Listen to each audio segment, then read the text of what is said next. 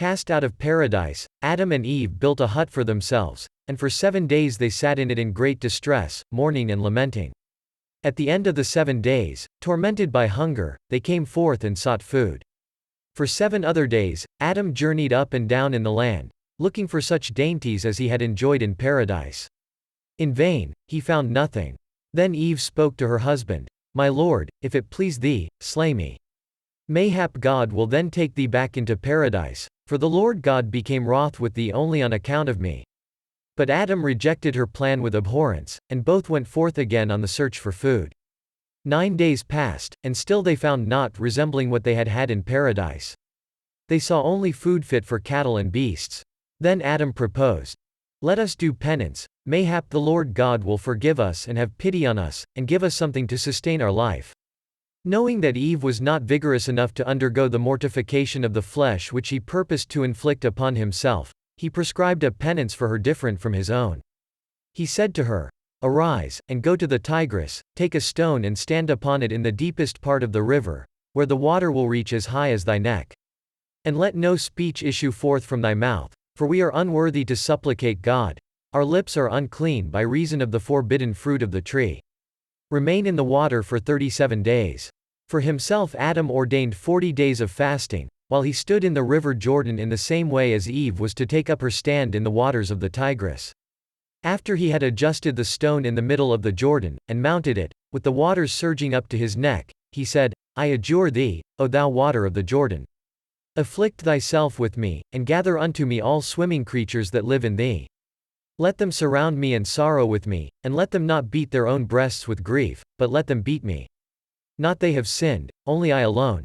Very soon they all came, the dwellers in the Jordan, and they encompassed him, and from that moment the water of the Jordan stood still and ceased from flowing. The penance which Adam and Eve laid upon themselves awakened misgivings in Satan.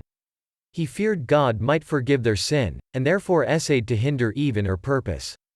After a lapse of 18 days he appeared unto her in the guise of an angel.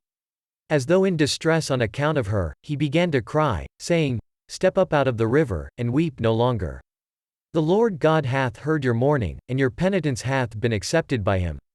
All the angels supplicated the Lord in your behalf, and he hath sent me to fetch you out of the water and give you the sustenance that you enjoyed in paradise, and for which you have been mourning. Enfeebled as she was by her penances and mortifications, Eve yielded to the solicitations of Satan, and he led her to where her husband was. Adam recognized him at once, and amid tears he cried out, O Eve, Eve, where now is thy penitence? How couldst thou let our adversary seduce thee again, him who robbed us of our sojourn in paradise and all spiritual joy? Thereupon Eve, too, began to weep and cry out, Woe unto thee, O Satan! Why strivest thou against us without any reason? What have we done unto thee that thou shouldst pursue us so craftily? With a deep-fetched sigh, Satan told them how that Adam, of whom he had been jealous, had been the real reason of his fall.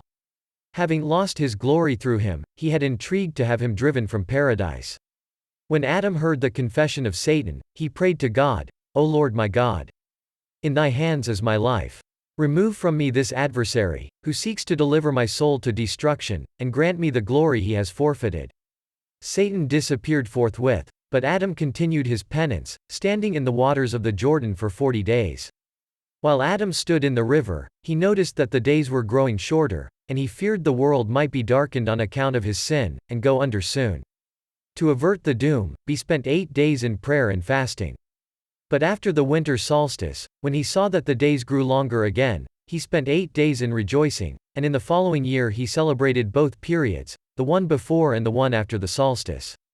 This is why the heathen celebrate the calends and the Saturnalia in honor of their gods, though Adam had consecrated those days to the honor of God.